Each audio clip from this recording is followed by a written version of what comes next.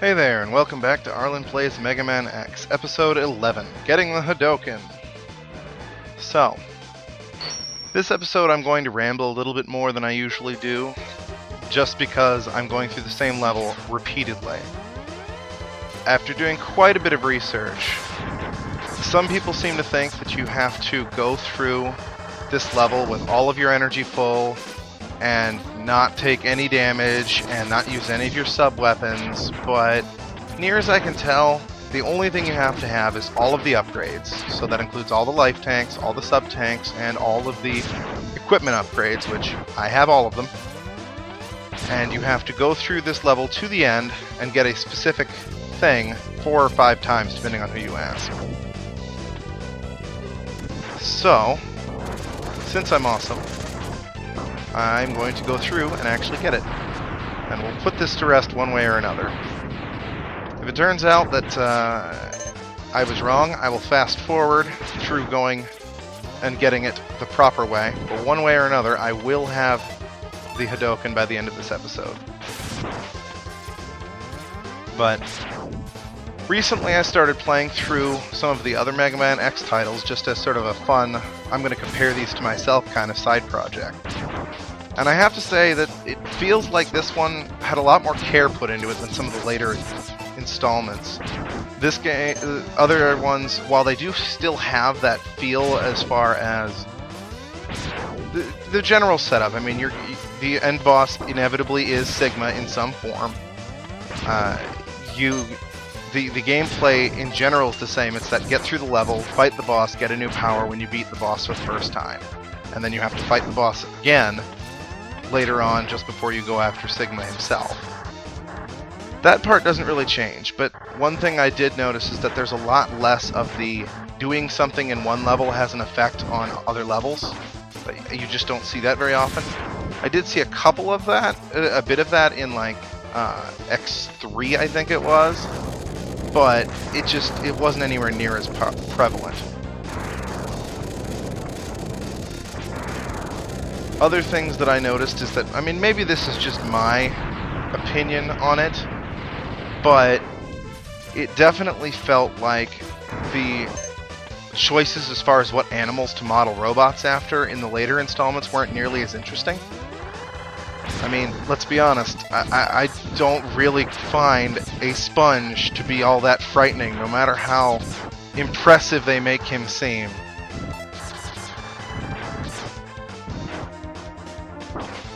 So, this is the item that you need to get, and you get it and either escape or go through the tunnel there into the boss or whatever. It doesn't seem to matter as near as I can tell.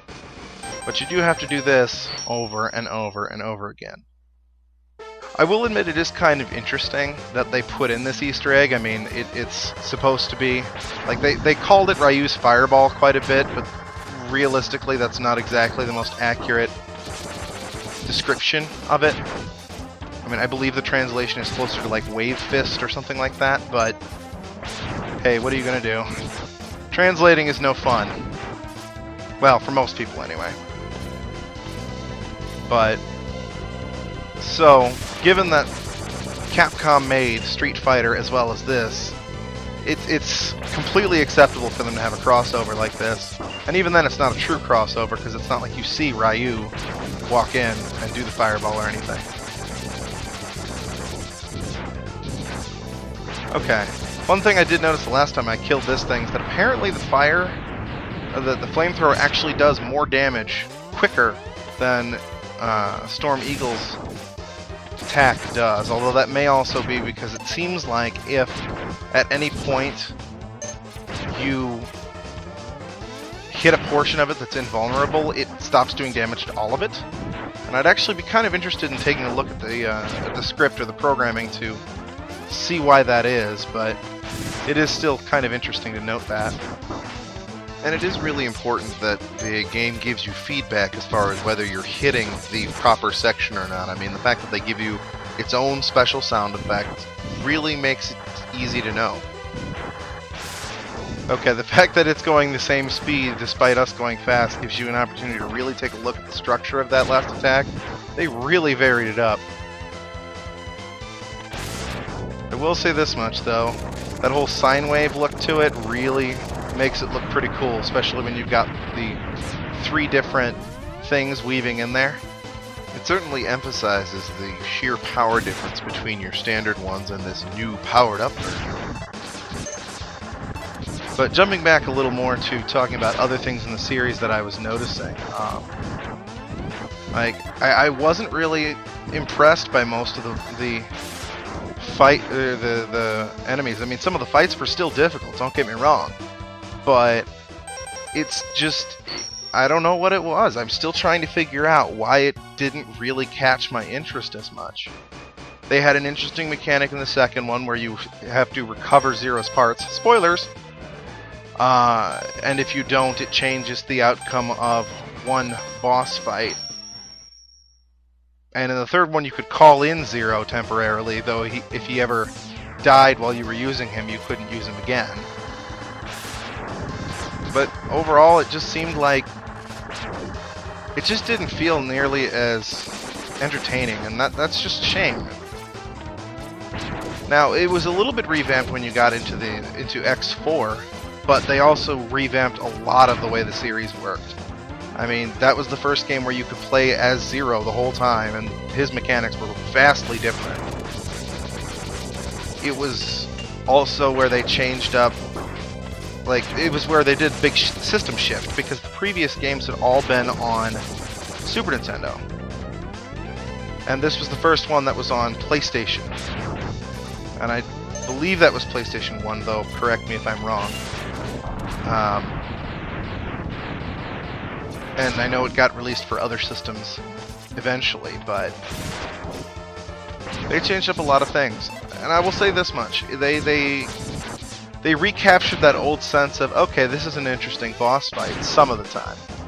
But strangely enough, once again, and this was true in the earlier installment too, it seems like every ice boss I've ever seen in these games is really not all that impressive. I don't know why that is, but Blizzard Buffalo was no more intimidating than Chill Penguin, and Frost Walrus wasn't much better. I mean, Frost Walrus could have been interesting, but he was huge and slow, and he just didn't instill fear into you in any way. It just didn't. He was easy to defeat even if you didn't have flames to take him down.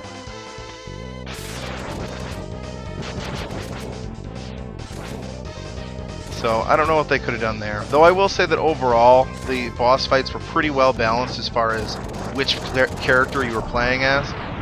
I mean, with one exception that I could think of, every boss had a method that you could defeat him regardless of whether you were playing as X or as Zero.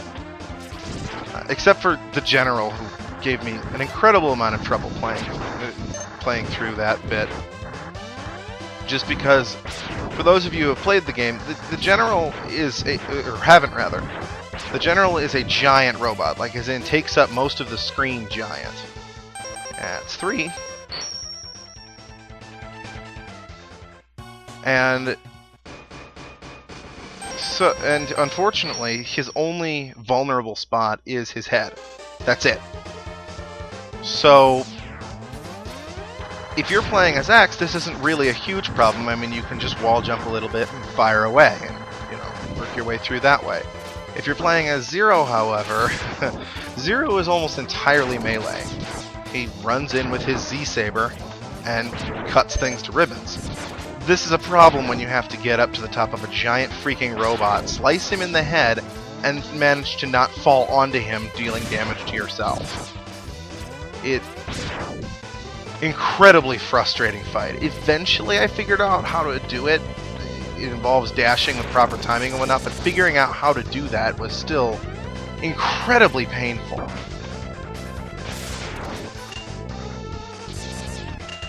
That said, I mean, I got through the entirety of the Zero storyline without any trouble in about 2.5 hours. I did have some trouble on the final fight, but that was more due to one of Sigma's mechanics at the very end there. There's a portion where he either blows you away into some spikes or he sucks you in and then spits out a bunch of rocks. Him sucking me in ended up causing me no end of problems because I just took so much damage from those sections. Though, that is one big change they made as well that I just realized made it that much harder. You only actually have 2 sub-tanks, and that was where they introduced a weapon sub-tank and also an EX expansion, I guess they called it. Basically, you started a new game, be that continuing or a password, with 4 lives instead of 2. A nifty touch. It definitely upped the difficulty because, let's be honest, unless you're going to do something like you guys will see at the end of this game, having 4 sub-tanks is overkill. You have so much health. It's absurd. I mean, you got to be careful as to when you use it, and you still take a heck of a lot of damage. So it is useful. It's just, it does seem like it's a little bit too easy, if you know what I mean. All right, the moment of truth. Or not, apparently I am going to die. Well, that was unexpected. And it puts me back there, huh?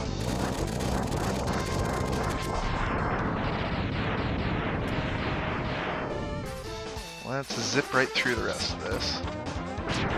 As I was talking about, though, I think that the shift to giving you more extra lives and fewer energy tanks upped the difficulty for more experienced players, but it still left a nice fallback for newer players.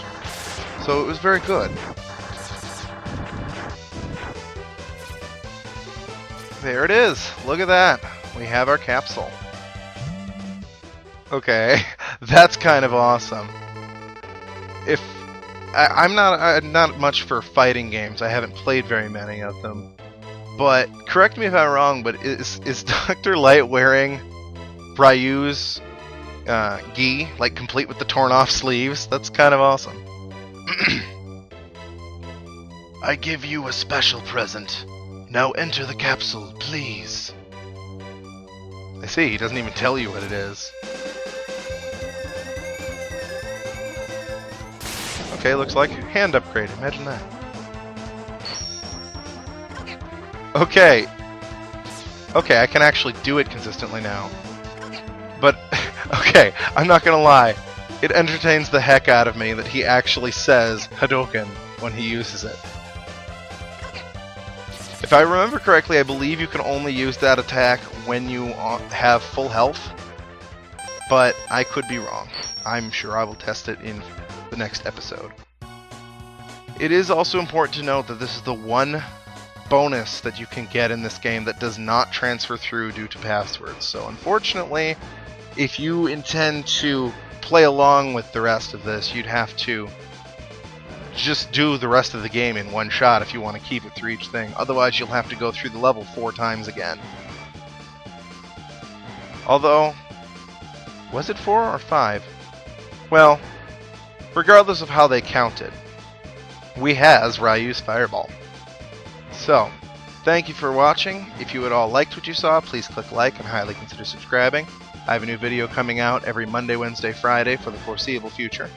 If you have any comments or game suggestions, leave them below. I will take a look at them. Next time on Arlin Plays, Sigma, or at least the first portion of Sigma's levels. Hope to see you there.